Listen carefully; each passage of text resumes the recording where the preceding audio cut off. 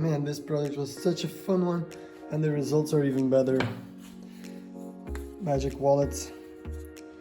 Just put something in, close it, open it up, and it's all in there. It's fixed. Oh man, this is such great fun. And if you want to do a little magic trick, now it's underneath the cross. Close it, open it up, and now it's underneath the parallel bands. Hi everyone, my name is David. Welcome to Qube. Today we're going to be making a magic wallet out of Rainbowwood, but for that we need a whole lot of thin strips.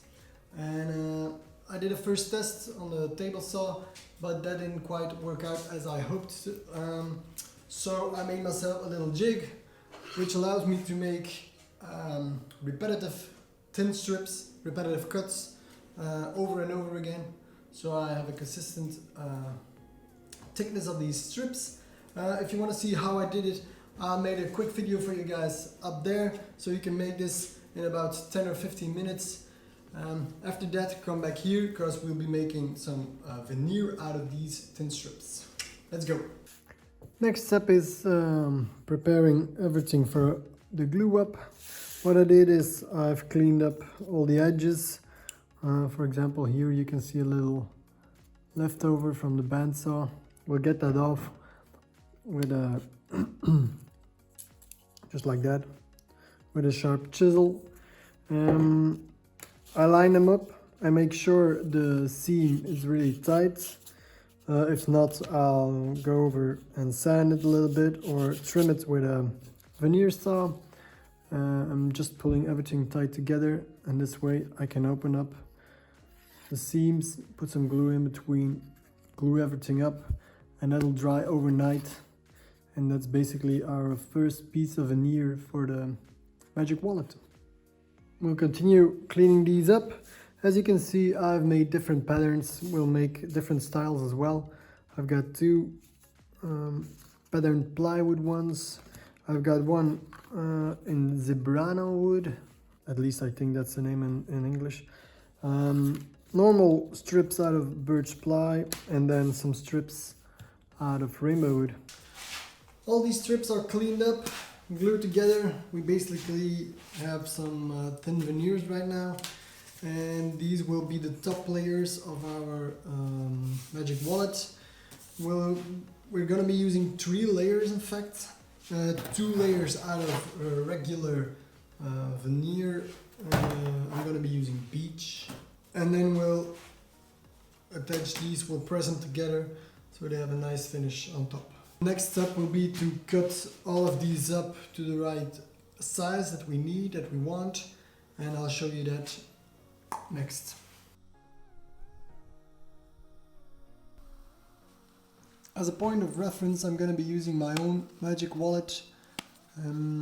What we'll do is copy the basic layout of this one, but in fancy kinds of woods.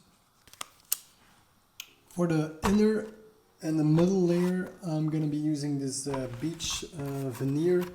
It's the same veneer I use when I'm gluing up my Rainbowwood. What we'll do is we'll make our design on this one, and we'll make sure to draw it so we can change directions of the grain. That way it will be stronger, but hopefully it will prevent it from cupping as well. We'll see how that goes. I'm pretty confident that when I leave it long enough in the press, we won't have any issues with cupping.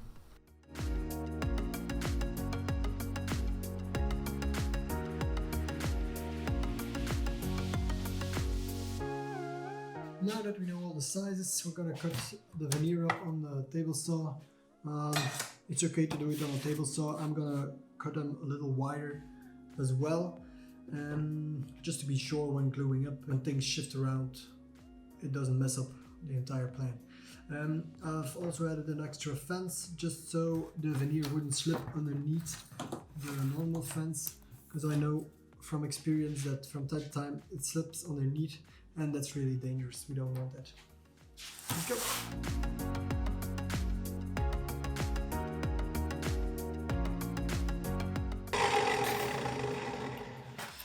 I'm going to be cutting these long grain and short grain just so we can change the direction of the grain when we're clamping everything up. It should be stronger and it should prevent everything from cupping. Let's hope so.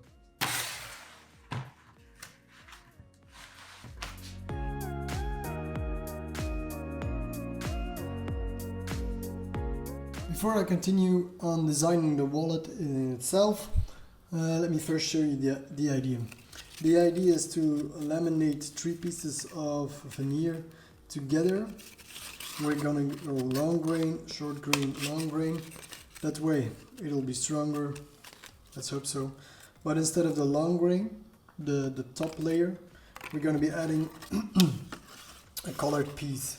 A colored piece or a patterned plywood piece like this. I've also added a straight edge and a square on every piece, just so I'd be sure when I start measuring I have a good point of reference. These will be the middle parts of our triplex.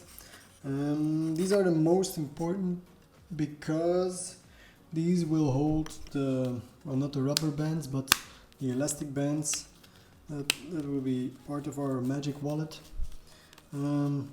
These will hold them. So for this we have to be really precise.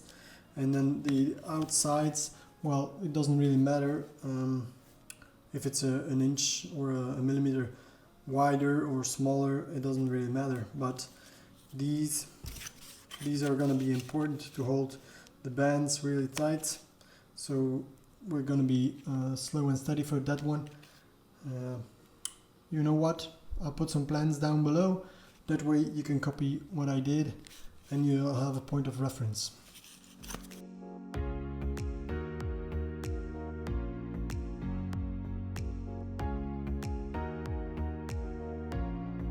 There. Now that we have our design for the middle parts ready, we're gonna cut these out using a sharp knife or a chisel, or you could do it on a bandsaw if you'd like. I think I'm going with the chisel just so I can get some nice and clean edges, and then we'll glue these parts first to the backer pieces, so the normal veneer. And once that is dry and done, we'll glue in the rubber bands, well, not the rubber bands, elastic bands, and then we'll put on the fronts and press it really good. Leave that to dry for 24 hours just to be sure all the moisture is evaporated, or at least all the wood is stabilized, and then we'll have a look. So first things first, get rid of these parts. I'm gonna cut these away, and then we'll see if the band fits, the elastic band fits. I want a really nice fit there, just so the glue would hold everything nice together, as well as the tension when we clamp everything together. Okay, fair is fair. I've cheated a little. I went to the bandsaw and made these first cuts, just so it would make it easier with the chisel. And now I'm gonna put the finishing touches on with the chisel. That way I have a really nice and clean edge, and we'll be good to go.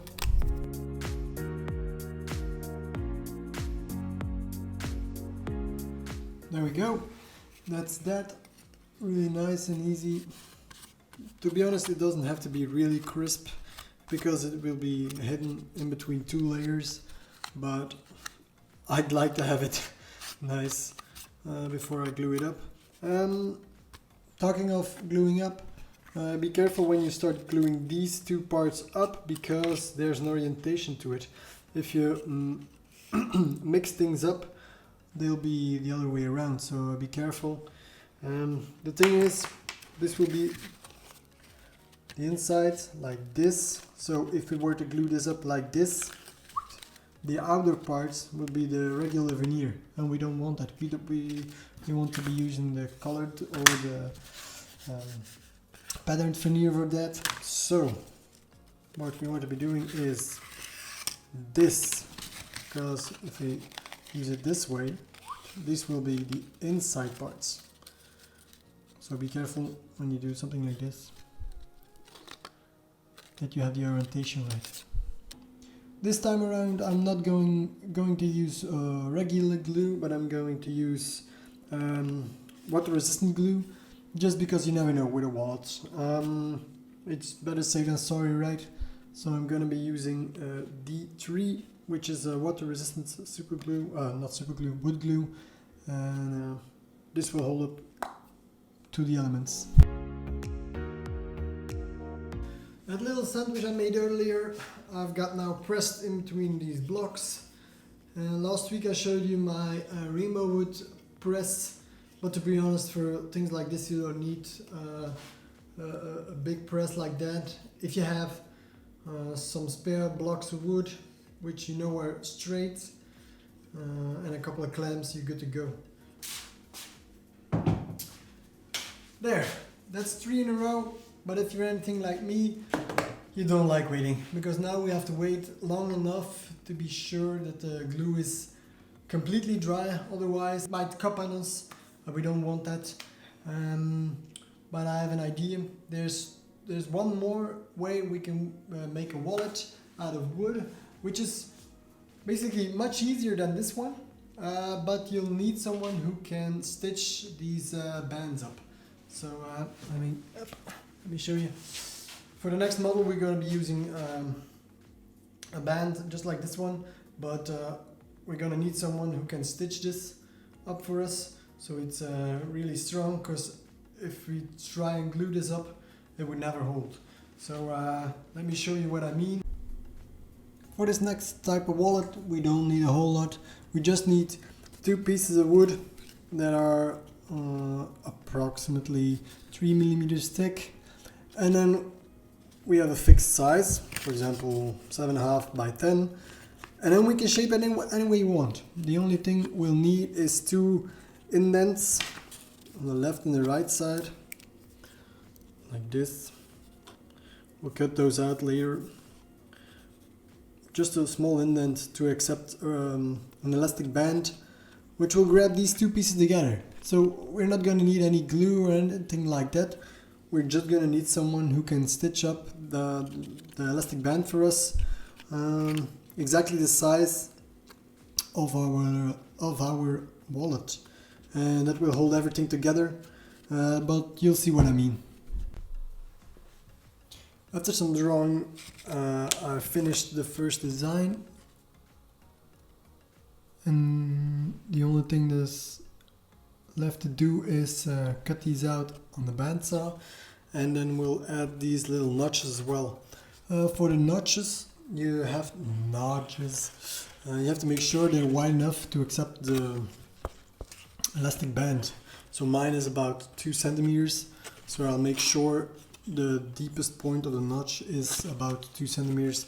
This way it wraps around really nicely, and it will be secured in the notch. There, these are roughly shaped, and we'll finish shaping them over.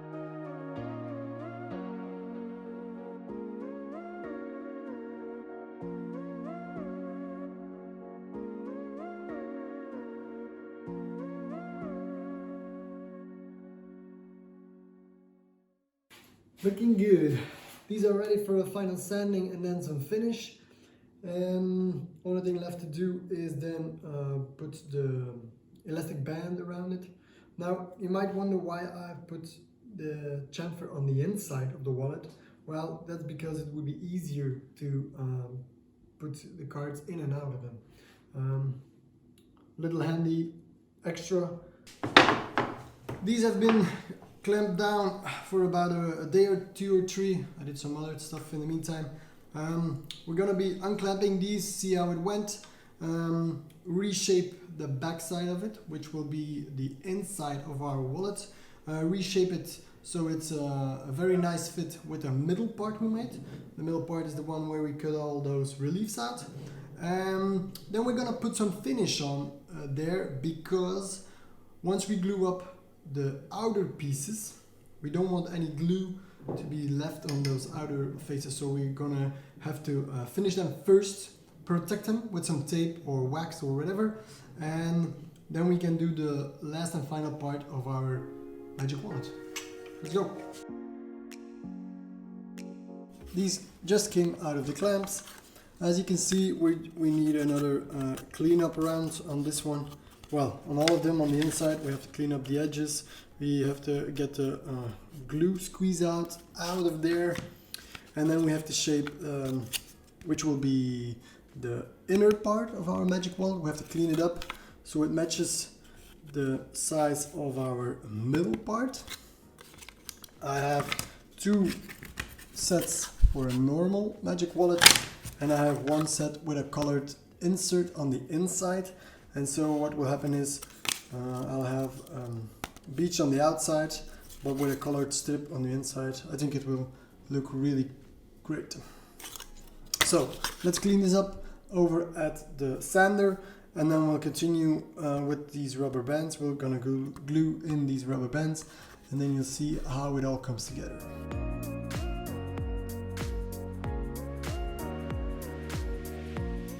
I have sanded all the pieces to size. I've made sure all the outer parts matched perfectly as well. We gave everything a nice round over, and now these are ready for glue up. But before we start, I'm gonna finish these insides with a little Odie's oil, simply because I don't want any glue squeeze out to harm the insides. Now that everything is waxed and buffed off, it's protected and ready for use. Next step will be to glue in these elastic bands.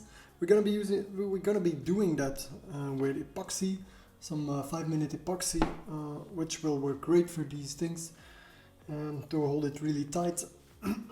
We're gonna be needing 4 elastic bands for each wallet, and we're gonna be starting with gluing in these rubber bands, elastic bands on one side.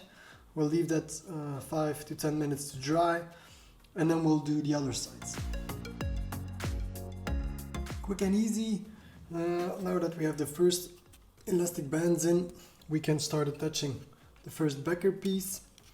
We'll do this with regular glue, water resistant glue, and then once this part dried, we're ready to start gluing in the elastic bands on the other one.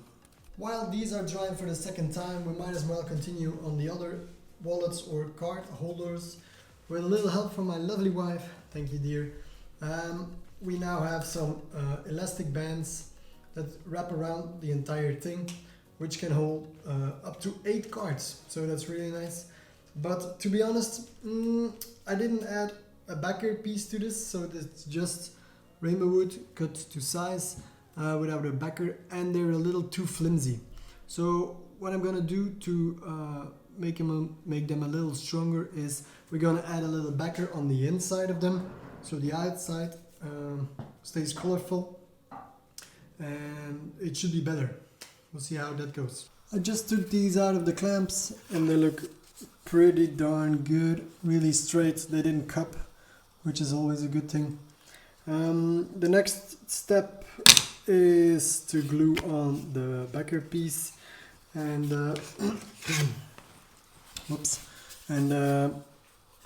with this step you have to be really careful. You line everything up just perfectly, otherwise you'll have a weird looking wallet. What you want to be doing is fold these over, the other ones as well, but the ones on the inside, I hope, have to go across each other like this. There we go. And then we'll put these together like that. Now with some tension on the wallet itself, on the 2 pieces, you can grab a hold of the elastic bands, pull them over, and then what we're going to do is glue these up while we put some clamps on these, so we can stretch the elastic bands a little further like that. This way there's not too much tension on the elastic bands while we glue them up, but there will be enough tension once everything is dried and once we've put the final piece up on top of it. But you'll see what I mean once we start gluing. Before I start gluing this up, I want to show you how I go about this. So what I did is I've put the two parts, the bottom part and the upper part, in line with each other.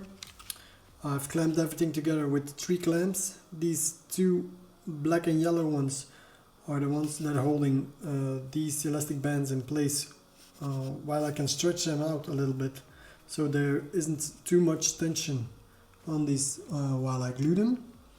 And then the black and blue one is right across the middle one, because these 2 elastic bands cross underneath here. So this way I can pull these out a little bit as well, so we can glue these in place again without there being too much tension on it while it dries. After the 5-minute epoxy is dry, we can add the top piece, the top and final piece, on top with regular wood glue, and we'll put them back in the clamps.